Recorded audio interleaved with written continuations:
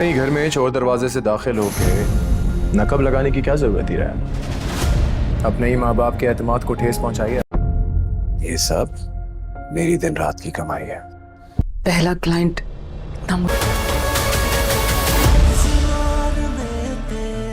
बिस्मिल्लाहिर्रहमानिर्रहीम। तो व्यूअर्स, आपने देखा कि खुमार ड्रामे में किस तरह से जो हरीम है उसके साथ जिन जिन लोगों ने बुरा किया था उनके अपने भी बुरे दिन अब शुरू हो चुके हैं। और दूसरी तरफ जो फ़ाइज़ है उसके ऊपर भी, फ़ाइज़ और उसकी अम्मी दोनों पर ही जो उनके भाई रायान है उसकी असलियत जो है वो खुल चुकी है। रायान जो है उसका वो फुल जो है अपनी बीवी के कंट्रोल में है और इस टाइम वो अपने जो है एसेट्स जो है वो लेकर भाग जाएगा।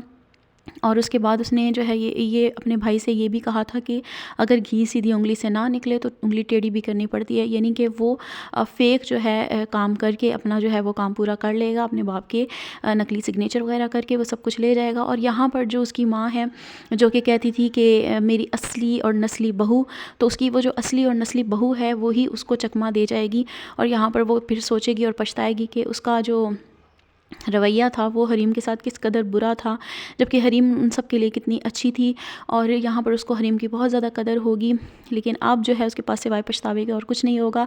दूसरी तरफ हरीम को जो है वो ऑर्डर्स पे ऑर्डर्स मिलते जाएंगे और वो जो है वो बेइंतहा खुश होगी और बहुत लगन के साथ जो है वो अपना काम करेगी और अपनी तमाम तर जो माजी की तलखियाँ हैं उनको भुलाकर जो है अपने काम की तरफ फोकस करेगी। और दूसरी तरफ उसके बॉस जो हैं वो भी उससे बहुत ज़्यादा खुश होंगे, उसके कामों से भी बहुत खुश होंगे। और दूसरी तरफ जो फ़ाइज़ और उसके पेरेंट्स हैं उनको बहुत ज़्यादा पछतावा होगा, स्पेशली उसके पेरेंट्स को, अम्मी और अब्बू को बहुत ज़्यादा पछतावा होगा कि उनका रवैया जो है वो हरीम के लिए बिल्कुल भी ठीक नहीं था। और ये सब कुछ जो कुछ हो रहा है, इस बहू को वो बहुत शान और शौकत से लेकर आए थे और इतनी अच्छी फैमिली से थी ये, और लेकिन उसने उनके साथ क्या किया। इस तरह से उनका बेटा भी उनसे दूर हो जाएगा।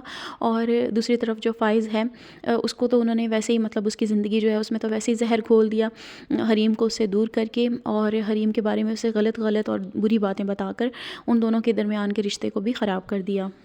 तो अभी इनको जो है वो बिज़नेस में भी एक बहुत बड़ा जो है वो लॉस देखने को मिलेगा। आगे चलकर इनके हालात बहुत बदतर होते जाएंगे और इनको फिर अपने किए पर बहुत ज़्यादा नदामत होगी और ये हरीम के पास जाएंगे भी माफ़ी मांगने के लिए।